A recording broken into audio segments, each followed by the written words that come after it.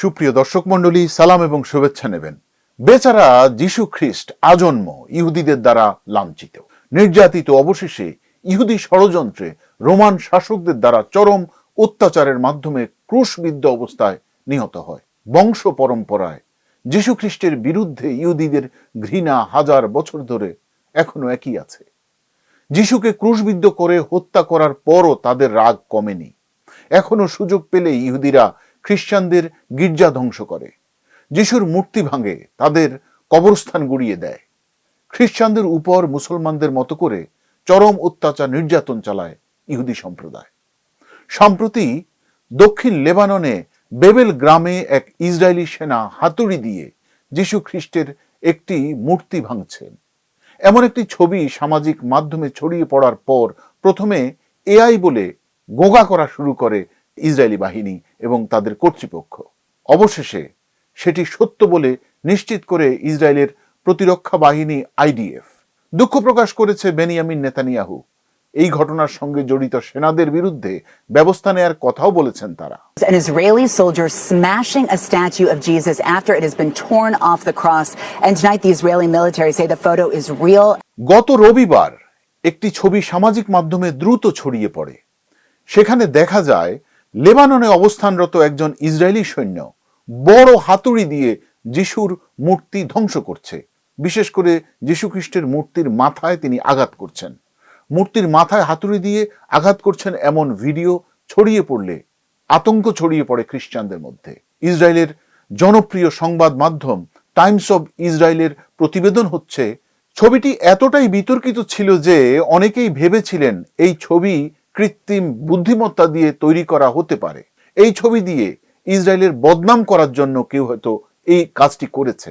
ইসরায়েলের সমর্থকরাও প্রার্থনা করছিলেন ছবিটা যেন বাস্তব না হয়, কারণ এটি তাদের কাছে অত্যন্ত ক্ষতিকর মনে হচ্ছিল। কিন্তু পরে জানা যায় ছবিটি আসল। প্রকৃতপক্ষে একজন আইডিএফ সৈন্য দক্ষিণ লেবাননে খ্রিস্টান শহর ডেভেলে থাকা যিশুর তথা হযরত ঈসা আলাইহিস সালামের একটি মূর্তির মুখে হাতুড়ি দিয়ে আঘাত করছিলেন। আরেকজন সৈন্য দম্ভ ভরে সেই ছবি তুলে সামাজিক যোগাযোগ মাধ্যমে ছড়িয়ে দেয় খ্রিস্টানদেরকে ভয়ভীতি প্রদর্শনের জন্য। এই ঘটনার কারণে আইডিএফ এবং ইসরায়েলি সমাজের ভিতরে একটা নৈতিক সংকট দেখা দিয়েছে।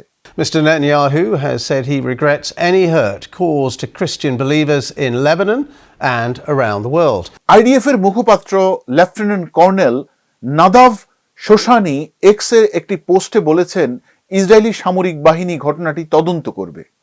তদন্তের ফলাফল অনুযায়ী এই ঘটনায় জড়িতদের বিরুদ্ধে যথাযথ ব্যবস্থা নেয়ার প্রতিশ্রুতি তিনি দিলেও বাস্তবে তদন্তের ফলাফল, বিচার প্রক্রিয়া নিয়ে সন্দেহ প্রকাশ করেছেন লেবাননের পাদ্রীরা।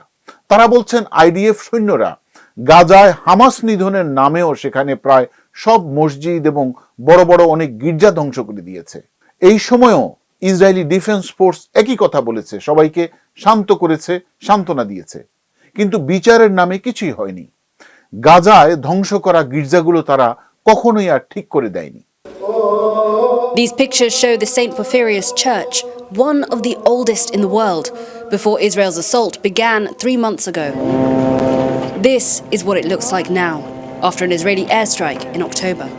এদিকে খ্রিস্টানদের তীব্র চাপের মুখে মঙ্গলবার যিশুর ভেঙে ফেলা মূর্তির জায়গায় আইডিএফ একটি ব্রোঞ্জের মূর্তি স্থাপন করে ড্যামেজ কন্ট্রোলের চেষ্টা করছে। বিবিসি বিষয়টি নিশ্চিত করে একটি ছবি প্রকাশও করেছে। ইসরায়েলের প্রধানমন্ত্রী বেনিয়ামিন নেতানিয়াহু বলেছেন তিনি এই ঘটনাটি দেখে স্তম্ভিত এবং দুঃখিত হয়েছেন। আইডিএফ জোর দিয়ে জানায় লেবাননে তাদের অভিযান শুধুমাত্র ইরান সমর্থিত গোষ্ঠী হিজবুল্লাহ এবং অন্যান্য সন্ত্রাসী গোষ্ঠীদের দমনের বিরুদ্ধে পরিচালিত হচ্ছে। লেবাননের সাধারণ নাগরিকদের বিরুদ্ধে তাদের এই হামলা নয়। ডেবেল এলাকার গির্জার প্রধান ফাদার ফাদি ফ্লাইফেড বিবিসিকে বলেছেন, আমরা ক্রুশবিদ্ধ যিশুকে আমাদের পবিত্রতার প্রতীক হিসেবে মনে করি। তিনি সব ধর্মীয় প্রতীকের অবমাননার নিন্দা জানিয়েছেন। তিনি বলেছেন এটি সার্বজনীন মানবাধিকার ঘোষণার বিরোধী এবং সভ্যতার লঙ্ঘন। তিনি দাবি করেন আইডিএফ এর আগে এমন নিন্দনীয় ঘটনা ঘটিয়েছে। এই ঘটনার নিন্দা জানিয়েছেন ইসরায়েলে নিযুক্ত মার্কিন রাষ্ট্রদূত মাইক হাকাবি, যিনি এই ঘটনাকে জঘন্য কাজ বলে উল্লেখ করে দ্রুত জড়িতদের শাস্তি দেওয়ার জন্য আহ্বান জানিয়েছেন। এখন বিশ্লেষকরা বলছেন, যিশুর মূর্তি ধ্বংস করা আইডিএফ এবং ইসরায়েলের জন্য নিন্দনীয় ঘটনা হওয়া উচিত। যদিও ইসরায়েল দাবি করছে তারা খ্রিস্টান সহ অন্যান্য সংখ্যালঘুদের জন্য নিরাপদ দেশ, কিন্তু বাস্তবতা হচ্ছে ইসরায়েলকে কখনো কোনো ধ্বংসাত্মক ঘটনায় জড়িত সৈন্য এবং বেসামরিকদের বিরুদ্ধে কঠোর ব্যবস্থা নিতে দেখা যায় না, যে কারণে ইহুদিদের কর্মকাণ্ডের কারণে খ্রিস্টানদের সঙ্গে তাদের সম্পর্ক মারাত্মকভাবে ক্ষতিগ্রস্ত হয়। Follow the New Testament claiming is the book of God is actually a bigger criminal than someone that lives like an animal. Israeli শাসকরা বলছেন এই ঘটনাকে ঘিরে ইসরায়েল বিরোধী বিভিন্ন মতাদর্শ আবার সক্রিয় হয়ে উঠেছে। যুক্তরাষ্ট্রের কিছু ওক রাইট গোষ্ঠী দাবি করেছেন ইহুদিরা খ্রিস্টানদের বিরুদ্ধে যুদ্ধ করছে। তারা বলছেন ইসরায়েল দেশে দেশে খ্রিস্টানদের নির্যাতন করছে। ইসরায়েল নিজেদেরকে ধর্মীয় এবং ঐতিহাসিক সংবেদনশীল দাবি করলেও সেটি তারা কখনোই প্রমাণ করতে পারেনি। বিষয়টি নিয়ে বিশ্লেষকরা বলেছেন এই ঘটনার মাধ্যমে ইসরায়েল খ্রিস্টান ধর্মের প্রতি গভীর অসম্মান প্রদর্শন করেছে। এতে খ্রিস্টানদের মধ্যে শতাব্দীর পুরনো ইহুদি বিরোধী ধর্মীয় অভিযোগগুলোও আবার নতুন করে সামনে আসতে পারে।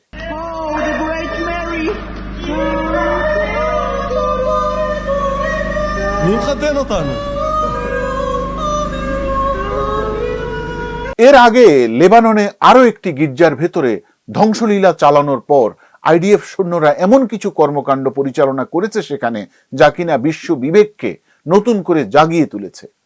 বিভিন্ন দেশের খ্রিস্টান সম্প্রদায় ইসরায়েল তথা ইহুদিদের এই ধরনের মধ্যযুগীয় আচরণের বিষয়টি সংযত হওয়ার জন্য পরামর্শ দিয়েছেন।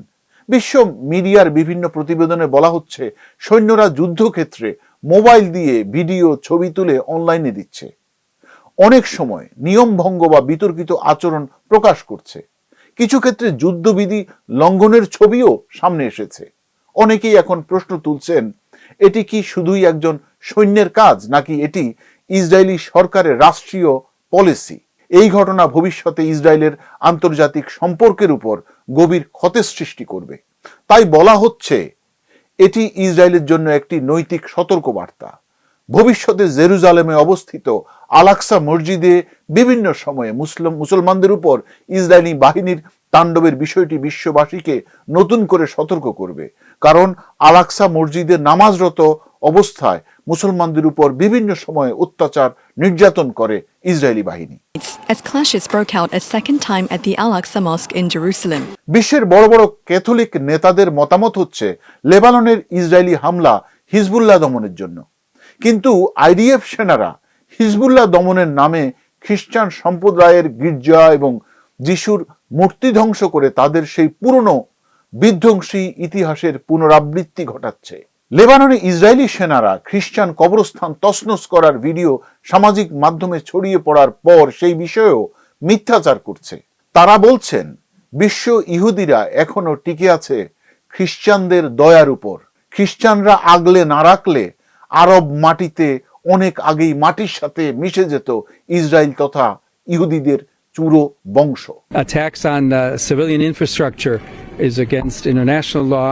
চলমান যুদ্ধে ইরানের সাধারণ মানুষের প্রতি ভ্যাটিকানের পোপ লিও সমবেদনা জানিয়ে যুদ্ধ বন্ধের আহ্বান জানানোর পর দারুণভাবে ক্ষেপে গেছেন আমেরিকার সাইকোপ্যাথ ডোনাল্ড ট্রাম্প। তিনি তার স্বভাবসুলভ ভঙ্গিতে পোপের সমালোচনাও করেছেন, যেটি মোটেও ভালোভাবে নেয়নি ইউরোপ এবং বিশ্বের বিভিন্ন দেশের খ্রিস্টান নেতারা। I'm not a big fan of Pope Leo. The Pope has to understand Iran, very simple. Iran cannot have a nuclear weapon. ট্রাম্পের এই ধরনের আচরণে বিরক্ত হয়ে ইটালির প্রধানমন্ত্রী জর্জিয়া মেলোনি এরই মধ্যে ইসরায়েলের সাথে থাকা একটি গুরুত্বপূর্ণ প্রতিরক্ষা চুক্তি বাতিল করেছেন। নিজের প্রতি অতিমাত্রায় আত্মবিশ্বাসী ডোনাল্ড ট্রাম্প তো নিজেকে নতুন জিসাস ক্রাইস্ট হিসেবে প্রচারও শুরু করে দিয়েছেন, posting an image on social media portraying himself as a Jesus-like figure. এই সকল কারণে ট্রাম্পের মানসিক স্বাস্থ্য নিয়েও অনেকের মধ্যে আশঙ্কা আছে। এখন বিশ্লেষকরা বলছেন ট্রাম্পের আশকারায় ইসরায়েল এখন নিজেদেরকে অপ্রতিরোধ্য মনে করছে। এর উপর ট্রাম্প খ্রিস্টানিটি নিয়ে ঠাট্টা তামাশা করার কারণে ইসরায়েলিদের সাহস আরো একটু বেড়েছে। তাই বিভিন্ন ঘটনার প্রেক্ষাপটে খ্রিস্টান নেতারা ইসরায়েলকে আরো সংযত হওয়ার আহ্বান জানিয়েছেন। ভালো থাকবেন, সুস্থ থাকবেন, ধন্যবাদ।